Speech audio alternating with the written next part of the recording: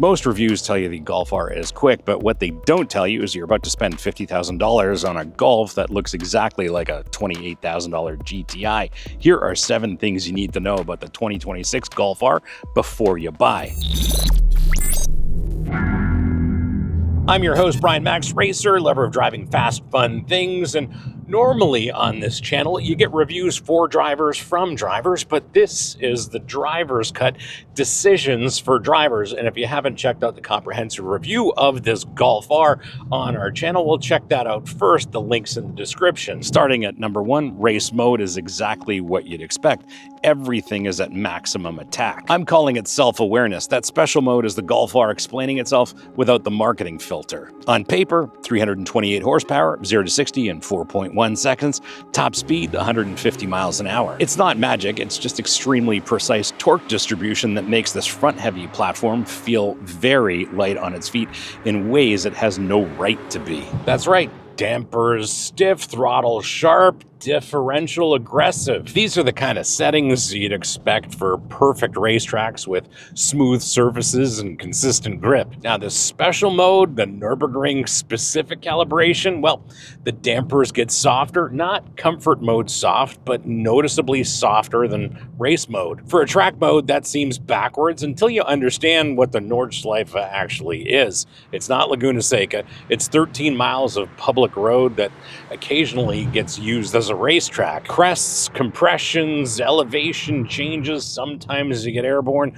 surface imperfections that would destroy a stiffly damped car. What Volkswagen is admitting with the special Nürburgring mode is that this Golf R is optimized for imperfect roads like the one we're driving on now. The kind of roads with mid-corner bumps and off-camber sections, the kind you'll actually drive on. Sure, with a Nürburgring logo, the special mode is kind of hardcore, but it's actually not hardcore. It's honest. It works better on back roads than race mode does, which tells you everything about VW's actual engineering priorities.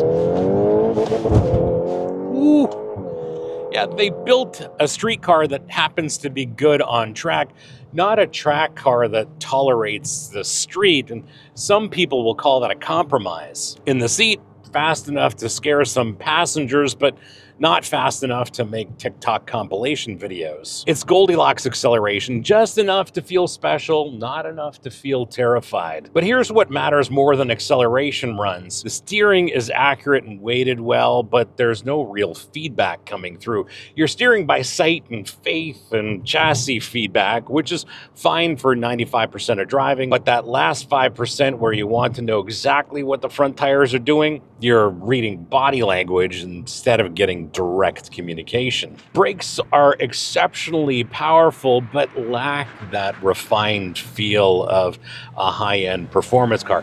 Technically perfect, emotionally distant, very German. The adaptive dampers are now standard. They continuously adjust each corner based on road conditions. On rough roads, they soak up the bumps.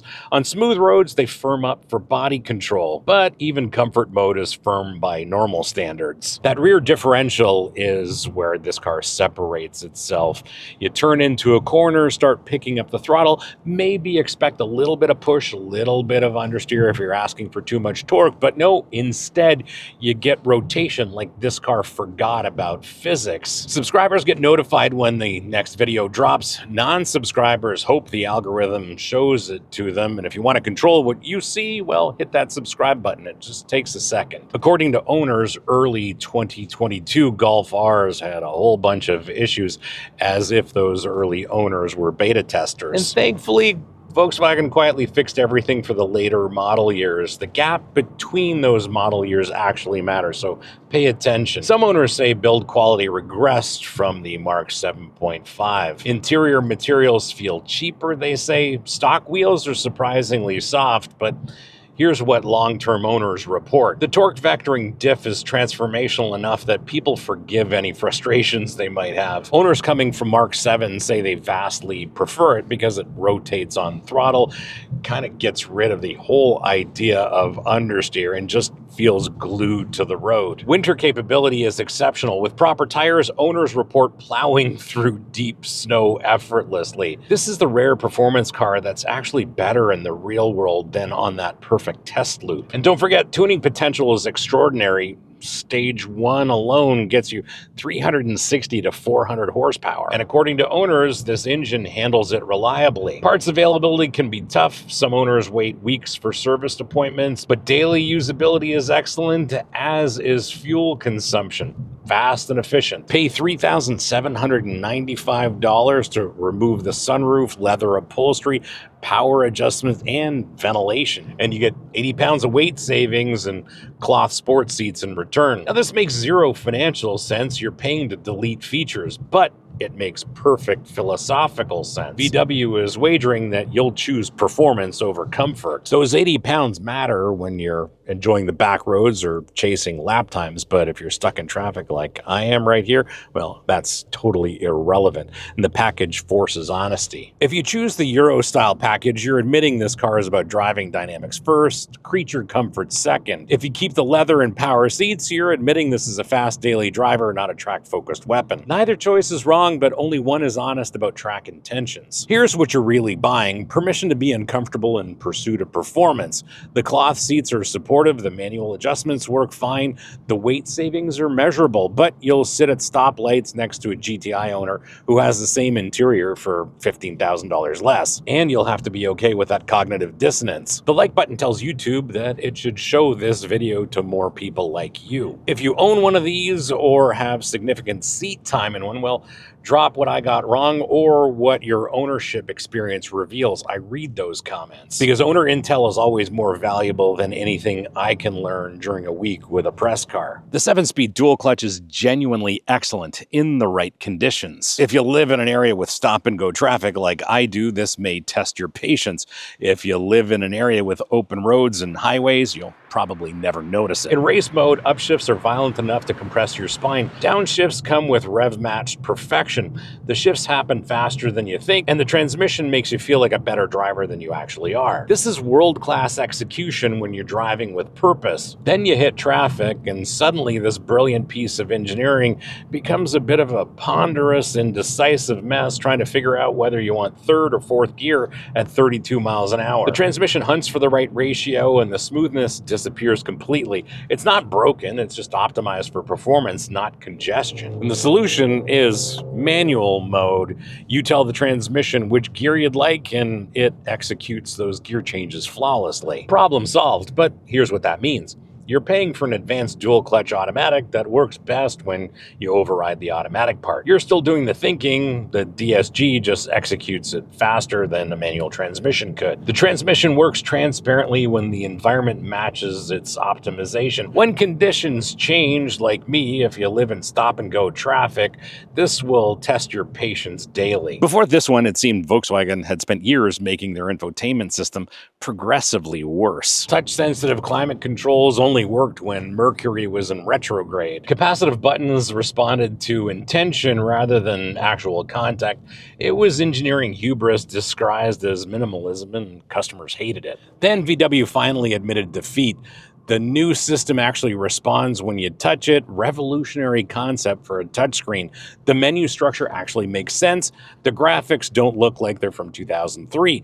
Climate controls have actual illuminated sliders now, which means you can adjust temperature without looking away from the road and hoping the capacitive surface registered your input. But here's what actually matters. You can change driving modes without diving through 3 menus. The navigation doesn't require a PhD to understand, and basic functions work intuitively. It's almost like they listened to the 1,000 YouTube videos roasting their previous system. This is proof that sometimes the best path forward is admitting you are wrong and copying people who got it right. BMW spent 20 years perfecting iDrive. Volkswagen spent 3 years making their system worse, then 1 year fixing it. And isn't growth beautiful when it involves course correction and not defending bad design? Yes, this Golf R cost $50,000, and it looks exactly like a $28,000 GTI with different wheels. This isn't an oversight, it's Volkswagen's fundamental philosophy. But it creates a real problem if you need external validation for your automotive choices. Nobody outside the car community knows what a Golf R is. You'll park it next to a Civic Type R with its massive wing and boy racer styling, and pedestrians will assume the Honda is the performance car. You'll merge onto highways with more capability than a BMW M340i, and people will think you're driving a sensible Golf hatchback. Your $50,000 investment in performance is invisible to 95% of people. If you need recognition, this is the wrong car. If you need strangers to know you spent money on something fast, buy something with a badge they'll recognize. The Golf R is for people who don't need external confirmation that they made the right choice. It's for enthusiasts who care more about capability than perception. This is the ultimate test. Do you buy performance cars to impress other people or to enjoy driving when nobody's watching? The Golf R only works if you're buying it for yourself. Every stoplight, every parking lot, every conversation where you have to explain what you're driving, these moments will reveal whether you made this purchase for the right reasons. The 5% who understand will know immediately. Everyone else will assume you bought a practical hatchback and made a good financial decision. That's the driver's cut for the 2026 Volkswagen Golf R. If you want to support this channel beyond watching, well, hit up the merch store. Links in the description below. Lots of great stuff for drivers like us, but no pressure. Thanks for watching.